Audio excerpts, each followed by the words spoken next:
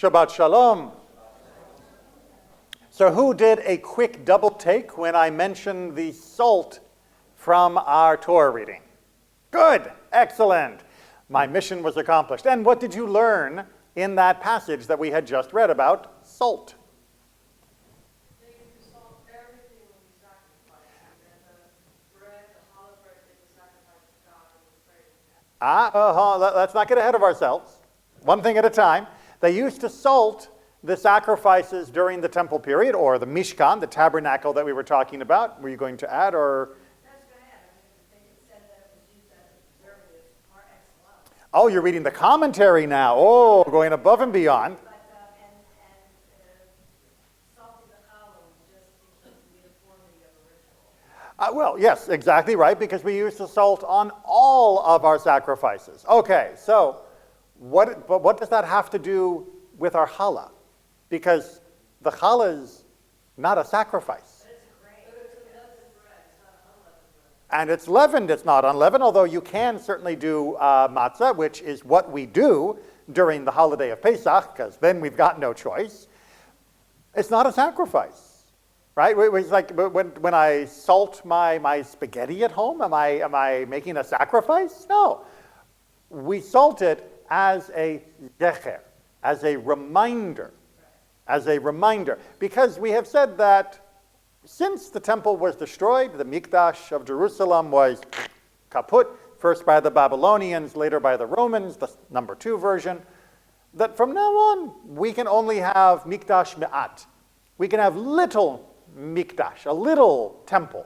And we put that in different places. So our table in particular, in our own homes, becomes that Mikdash me'at most commonly. So when we are having our challah, we will have the salt next to it as a reminder of the sacrifices of old.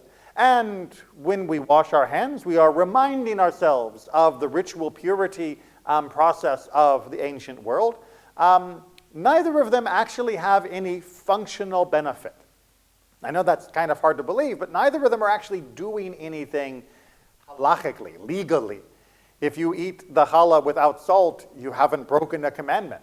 The rabbis have imposed a commandment on hand washing, but they imposed a commandment because in itself it has no intrinsic value. So it wouldn't be that eating with your hands not having been properly rinsed is violating the Torah law of purity. You'd be violating a rabbinic ordinance to make sure that you remember that the Torah has laws about purity.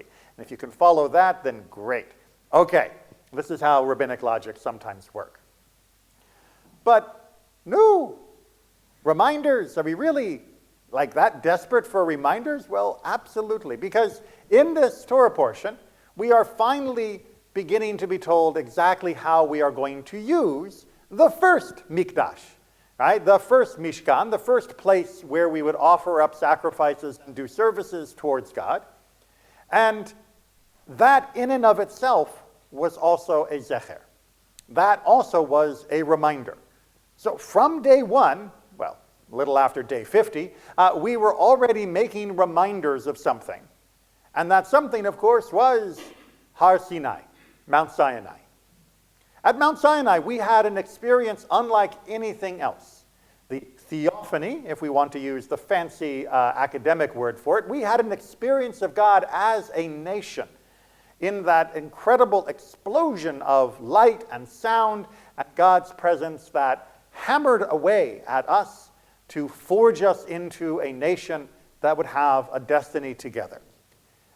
And you might imagine that as we came to leave Mount Sinai, because that was never the destination, we were always heading towards the land of Israel, that people wanted to take the mountain with them. But that's hard. You can't pick up a mountain and carry it along with you. And also, it wasn't the mountain in particular that was important, which is why we had to build a little mountain. We had to build something that would capture some of the essence of what had happened at that mountain that we would be able to take with us when we left. A souvenir, if you will.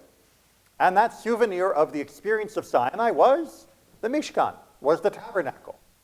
This way, we would be able to have a portable shrine that no matter where we went across the rest of the Sinai wilderness as well as into Israel itself, we would always be able to throw up the tent, put everything inside, light the menorah, and boom, it was like we were back at Sinai again. Because we would still be able to experience God. We would still be able to hear those commandments and feel that presence. But the thing is, that's not entirely true.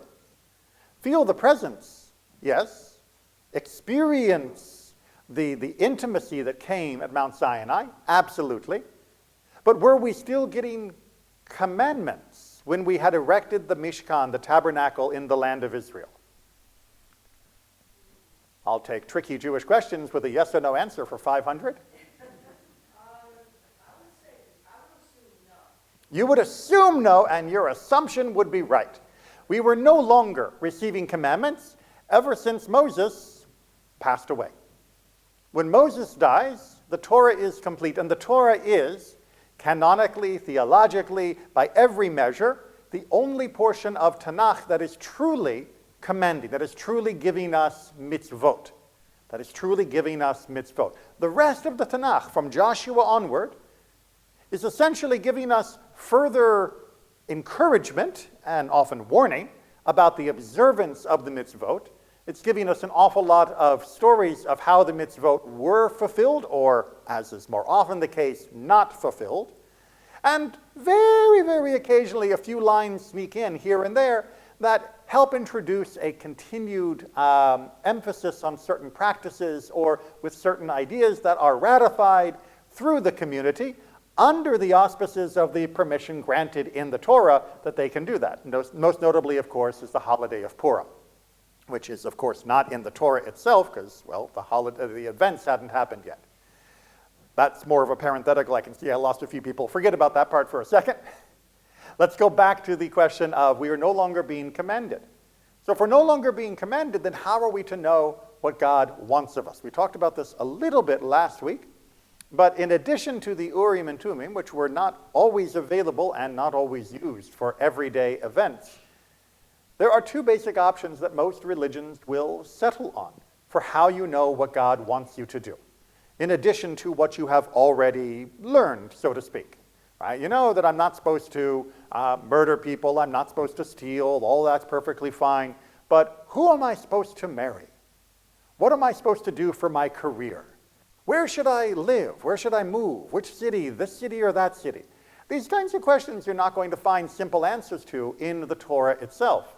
And so most religions will come up with a couple different alternatives for how you will divine the divine will. Version number one is omens. Look for omens. Look for portents. Look for signs. Right? I have seen a black raven sitting on a tree outside my house. That means my bride will have black hair. Boom! Now I know what God wants of me. Right? It takes a lot of the stress out of what you are looking for because you've got some clues now, and those clues can guide you. The Oracle of Delphi, most famously in Greece, would provide these types of omens, which were almost always misinterpreted.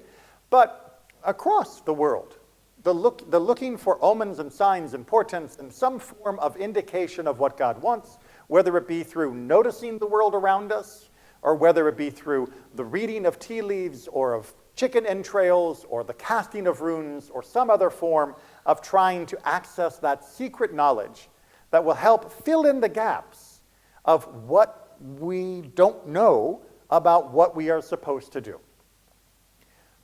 And Judaism, well, we dabbled in that kind of thing. There are a few instances here and there in both Tanakh as well as rabbinic stories where people are looking for signs and omens, putting out fleeces and other types of tests to try and figure out what God wants, and they are almost all universally condemned.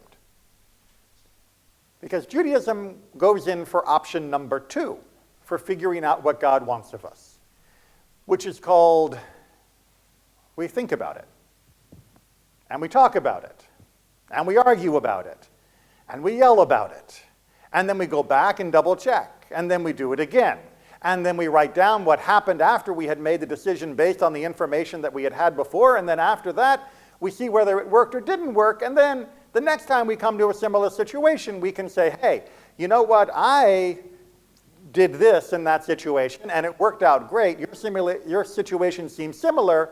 How about if you share some of the information, some of the wisdom that I think I've gained? Or, what happened to me was terrible. You don't want to do that. Let me give you the benefit of my failures so that you're able to avoid them for yourself. And we would tell this orally, we would write this down, and this is why we've got a library. And our library looks big, but it's a tiny library containing the wisdom of our people, because that is the fundamental way that Judaism has embraced how we resolve our conflicts.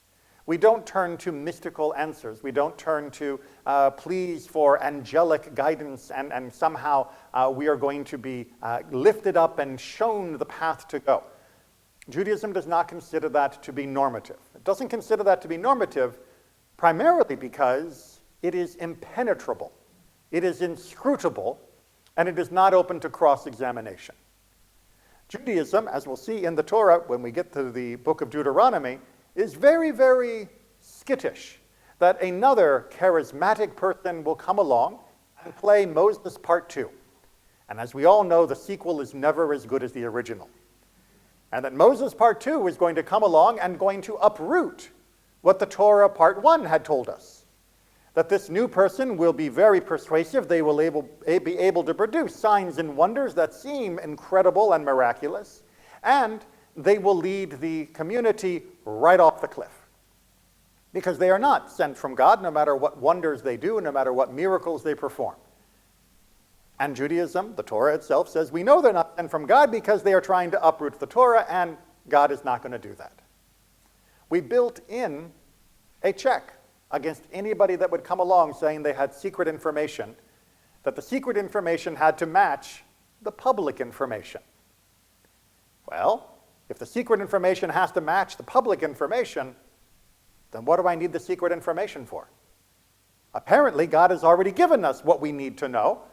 It's just sometimes a little hard to figure out how to apply it, how to interpret it, how to understand it, and nobody is expected to do that on their own.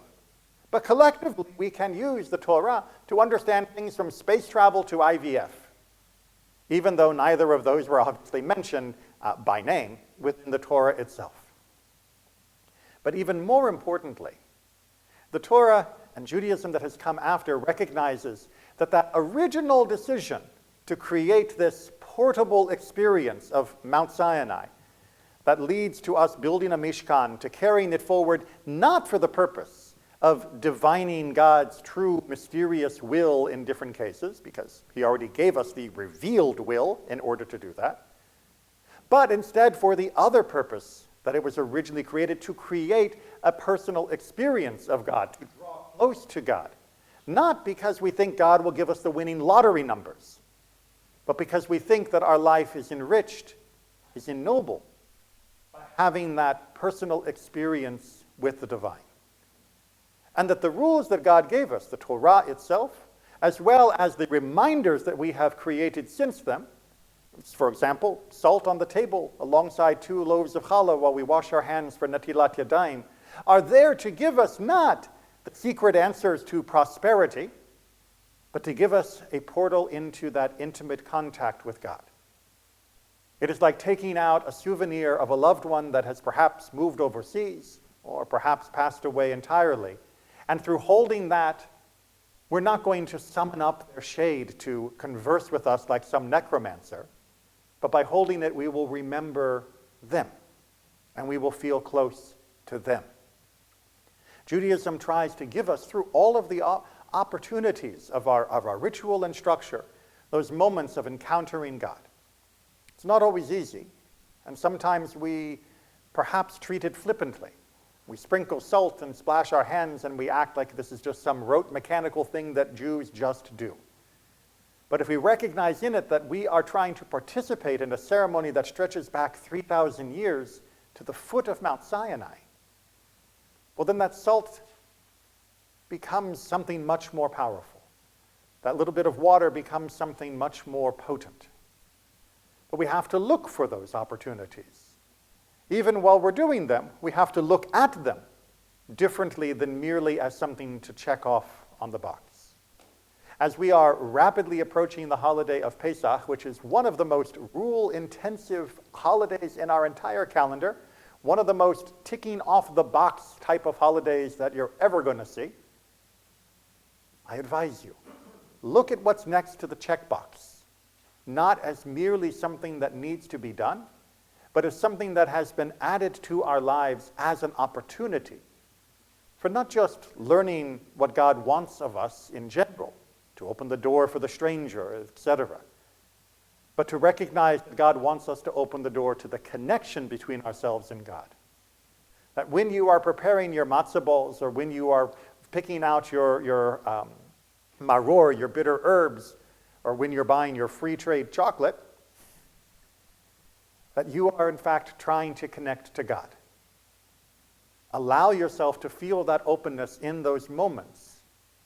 And from time to time, you will feel a connection that will perhaps surprise you. Certainly will surpass the mundane experiences that we have on our regular basis. Judaism wasn't given to burden us with all of the details. It was given us so that through those details we can encounter God and grow our spirit and our soul. And through that we enrich our own lives in ways much more important than the lottery numbers. And we make this world a more blessed and peaceful place. So with that, I will remind you, look for the reminders, not merely to do, but of what they are meant to remind us of, and even more importantly, who they are meant to remind us of. Shabbat Shalom.